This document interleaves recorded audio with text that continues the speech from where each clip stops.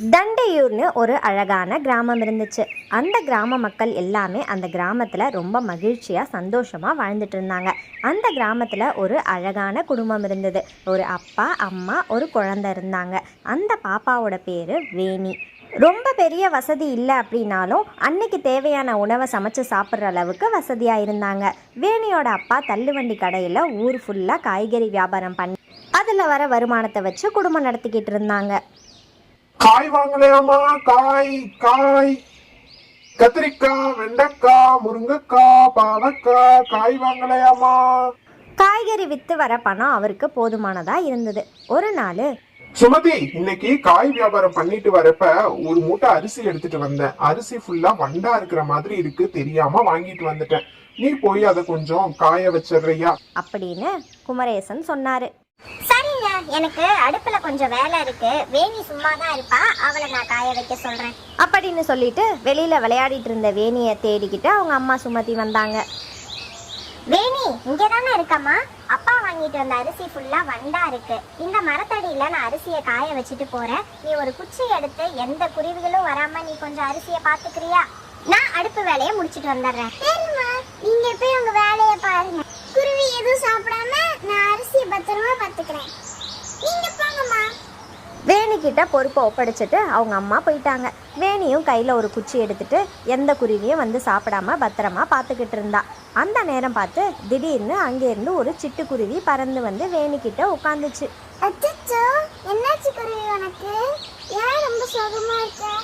எனக்கு ரொம்ப பசியா இருக்கு. சாப்பிட்டு 2 நாள் ஆகுது. எனக்கு சாப்பிட கொஞ்சம் அரிசி தரியா? அச்சச்சோ, அம்மா கிட்ட நான் அரிசியை பத்திரமா பாத்துக்கிறேன்னு சொன்னனே. உன்னை பார்க்கவும் பாவமா தான் இருக்கு. சரி, கொஞ்சோண்டு மட்டும் சாப்பிட்டு போறியா?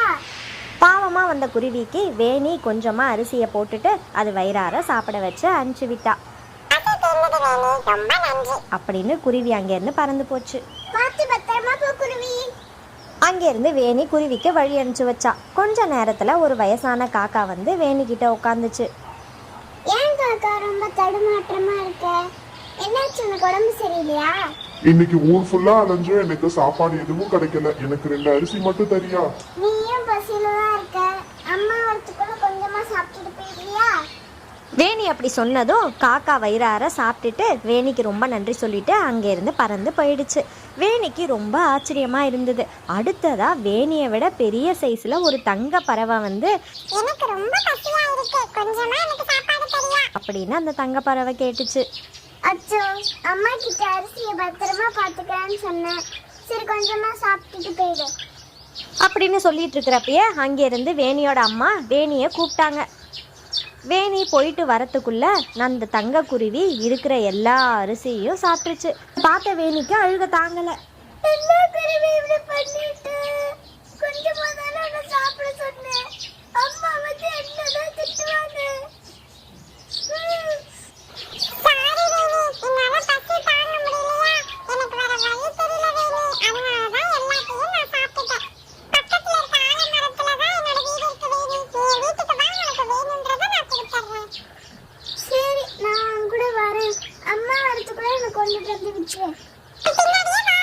அப்படின்னு பறவை பறந்து போய் ஒரு மரத்துல போய் உட்கார்ந்தது.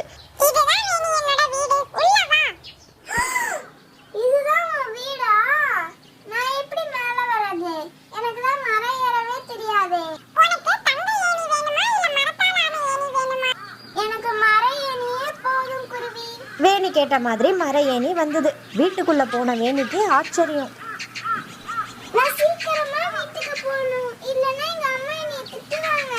வேணி சொன்னதை கேட்ட குருவி,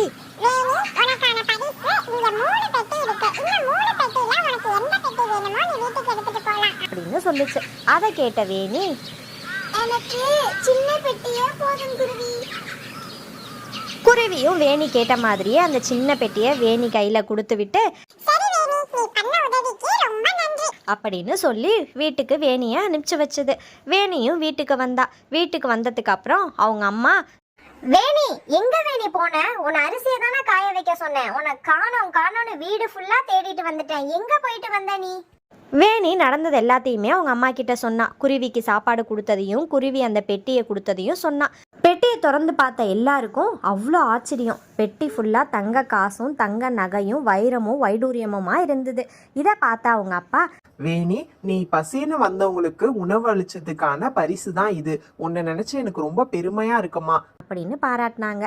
ஓகே குட்டீஸ், இந்த கதை மூலமா நம்ம என்ன தெரிஞ்சுக்கிறோம் அப்படின்னா, யாராவது நம்ம கிட்ட பசி அப்படின்னு வந்தாங்கன்னா எந்தவித எதிர்பார்ப்பும் இல்லாம அவங்களுக்கு வயிறார உணவளிச்சோம் அப்படின்னா அதுவே நமக்கு கிடைக்கிற பெரிய ஒரு புண்ணியமா இருக்கும். ஸோ இந்த மாதிரி இன்ட்ரெஸ்டிங்கான கதைக்கு நம்ம சேனலை சப்ஸ்கிரைப் பண்ணிக்கோங்க. இன்னொரு இன்ட்ரெஸ்டிங் கதையில மீட் பண்ணலாம். பை குட்டீஸ்.